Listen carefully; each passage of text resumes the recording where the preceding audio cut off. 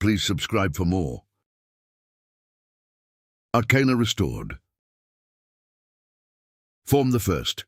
Makest thou the mana fountain to be primed with pure gold, for from pure gold only may the humours be rectified, and the pure principles coaxed from the chaos of pure power.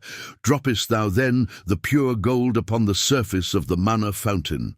Takest thou exceeding great care to safeguard yourself from the insalubrious tempests of the mana fountain, for through such assaults may one's health be utterly blighted.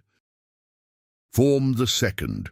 Make sure that thou havest with you this excellent manual, so that thou might speak the necessary words straight away, and without error, so that thou not in carelessness cause thyself and much else to discorporate and disorder the world with your component humours.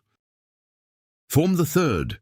Take in hand the item to be restored, and hold it forth within the prime fountain, murmuring all the while the appropriate phrases, which are to be learned most expeditiously and faultlessly from this manual, and this manual alone, notwithstanding the vile calumnies of Carnison and Ratter, whose bowels are consumed by envy of my great learning, and who do falsely give testament to the efficacies of their own manuals, which are in every way inferior and steeped in error.